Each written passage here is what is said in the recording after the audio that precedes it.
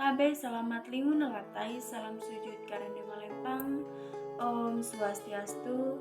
Perkenalkan, nama saya Novia Santika, NIM 22000037, Prodi Pendidikan Agama Hindu, Fakultas Dharma Acarya, semester 3. Video pembelajaran ini saya buat untuk memenuhi tugas mata kuliah panaturan. Sebelumnya langsung saja kita akan masuk ke dalam pengertian dari panaturan ini. Pertama, langsung saja kita akan masuk ke dalam pengertian dari panaturan ini. Nah, kata panaturan ini berasal dari bahasa Sangiang, yaitu dari urat kata naturan yang artinya menuturkan atau mensisilahkan suatu kejadian atau keadaan yang terjadi di masa lampau. Kata naturan ini mendapatkan awalan pa sehingga ia menjadi panaturan yang mengandung arti kitab suci yang menuturkan atau mensisilahkan suatu keadaan atau kejadian di masa lampau agar menjadi suatu pedoman bagi umat manusia di muka bumi. Isi-isi dalam panaturan ini apa saja sih yang ada di dalam panaturan? Di dalam panaturan ini yaitu menuturkan atau mensisilahkan awal proses penciptaan alam semesta beserta isinya. Kemudian ada tentang dewa-dewi atau malaikat serta dengan fungsinya bagi kehidupan manusia. Bagaimana seterusnya norma dan ritual manusia hidup dari proses kelahiran hingga proses kematian. Begitulah pengertian dari panaturan ini sendiri yang dapat saya jelaskan. Selanjutnya kita akan masuk ke dalam yang disebut dengan konsep ketuhanan dalam konsep ketuhanan dalam panaturan ini, di mana adanya dasar kepercayaan kepada Yang Maha Kuasa yang disebut dengan Ranying Hatala Langit menuju jalan keselamatan dunia dan akhirat. Nah, yang tentunya hal ini itu sudah tersirat di dalam panaturan itu sendiri dari berbagai ritual yang ada, yaitu contohnya ritual tiwa, ritual perkawinan, ritual nahunan, kemudian bahasa yang berbeda-beda, dan masih banyak lagi yang lainnya yang ada dalam panaturan tersebut. Nah, itulah konsep ketuhanan dalam panaturan. Nah, kemudian selanjutnya yaitu ada konsep dewa-dewi di dalam panaturan. Konsep dewa-dewi dalam panaturan ini yakni yang kita sebut sebagai raja-raja dan kamelu-kamelu. Nah, raja-raja dan kamelu-kamelu ini ditempatkan oleh Ranying Hatala Langit untuk menjaga dan tinggal untuk membantu kita sebagai umat manusia, bagi kita yang membutuhkan, bagi manusia yang membutuhkan ya. Sebagaimana hal ini sudah tersurat di dalam kitab suci panaturan di pasal 36, Ulu lewu bukit batu nindan tarung sama manandang petak mampar buang eka mangkalewu intu pantai dan Musangnya di dalam kitab suci Panaturan itu sendiri.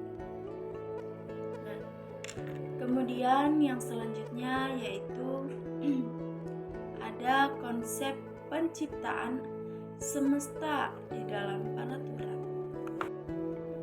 Nah, konsep penciptaan alam semesta di dalam Panaturan ini dapat kita lihat bersama dalam pasal 2 yaitu ayat 3 dan 4, di mana di ayat 3 ini Ranjing Hatala mengambil dan melepaskan yang disebut dengan lawung singkap antang.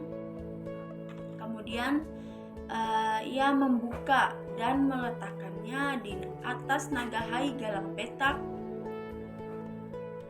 dan disertai dengan bergetarnya guntur memenuhi alam semesta, sehingga lawung singkap antang itu dia kejadian menjadi petak sintel habalambak tambun liang deret habangkalan karangan. Nah, yang dimana petak sintel ini yang dimana dia disebut dengan tanah bumi ya. Nah, selanjutnya di ayat yang keempat yaitu dimana di atas petak sintel habalambak tambun tadi liang deret habangkalan karangan ada yang dinamakan yaitu samudra, kemudian laut ya, sungai-sungai, tumbuhan. Kemudian ada hewan juga yang hidup di darat maupun di air. Nah, di mana semua itu dijadikan Ranjing Hatala untuk kepentingan kita sebagai umat manusia. Selanjutnya ada konsep manusia pertama di dalam Panaturan. Nah, manusia pertama yang ada di dalam Panaturan ini dia ada pada pasal 5, di mana Garing Lalunjung menjadikan satu wujud lelaki serupa ia. Kemudian yang Ranjing Hatala Langit dia memberikan nama bagi manusia pertama itu, yakni yang disebut dengan Manyame Tunggul Garing Janjahunan Laut. Dan yang kedua yaitu Sahawung Tangkuranan Hariran itu dia wujud wanita. Nah, dia keluar dari cahaya yang berada di dalam kumpang dubung, dan wujud wanita itu diberi nama oleh Ranjing Hatala Langit, Kamelu Putak Bulau Janjulan Karangan Limut Batu Kemasan Tambun. Nah, itulah konsep manusia pertama di dalam Panaturan yang dapat saya jelaskan. Kemudian ada tugas dan tanggung jawab kita sebagai umat manusia menurut Panaturan.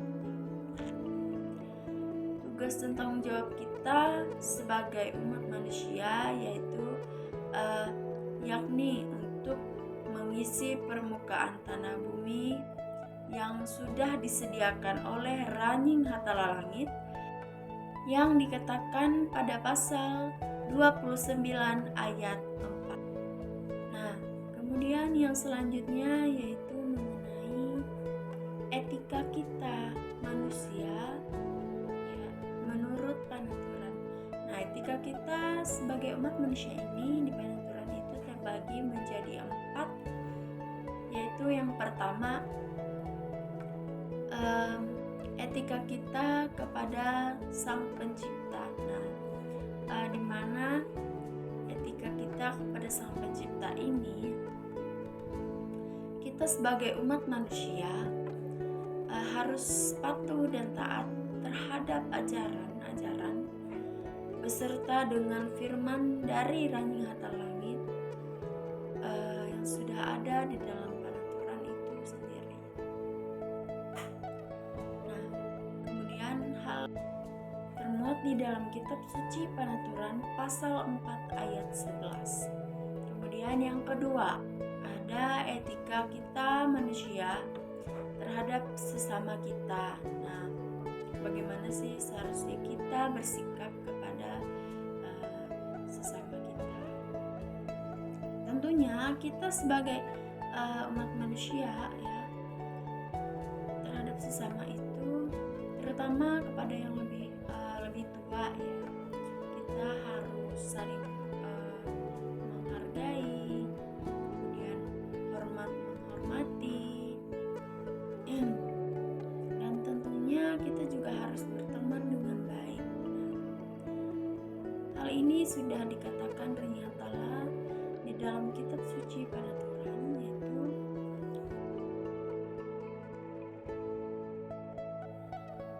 pasal 39 ayat 3. Selanjutnya yaitu etika kita manusia terhadap diri kita sendiri. Yakni ya, kita sebagai seorang manusia ini sudah dilahirkan atas kehendak oleh Ranjing Hatala Langit melalui penyertaan ayah dan ibu kita. Dan hal itu patut untuk kita syukuri di dalam kehidupan ini. Kemudian ada etika kita terhadap alam. Alam ini kan merupakan salah satu tempat tinggal kita sebagai umat manusia yang patut untuk kita lestarikan, kita jaga agar tempat kita tinggal ini terjaga dengan baik, kita juga tinggal dengan aman dan nyaman. Hal ini sudah ada di dalam kitab suci Penaturan pada pasal 55 ayat 1 sampai dengan 2. Begitulah yang dapat saya sampaikan mengenai yang pertama tadi, yaitu pengertian dari Penaturan, dan yang kedua konsep ketuhanan di dalam Penaturan, dan yang ketiga yaitu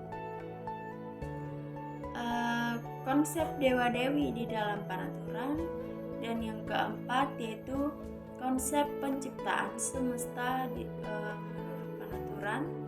Kemudian konsep manusia pertama di dalam Penaturan, dan yang selanjutnya yaitu tadi tugas dan tanggung jawab kita sebagai umat manusia, dan yang terakhir tadi yaitu etika kita sebagai umat manusia menurut Penaturan. Atas kurang dan lebihnya saya mohon maaf mengenai penjelasan yang sudah saya sampaikan. Seperti kata pepatah, tiada gading yang tak retak, begitupun saya manusia yang tidak luput dari kekurangan dan kesalahan. Mungkin sekian yang dapat saya sampaikan. Saya tutup dengan mengucapkan Prama Santi dan Sahih. Om Santi Santi Santi.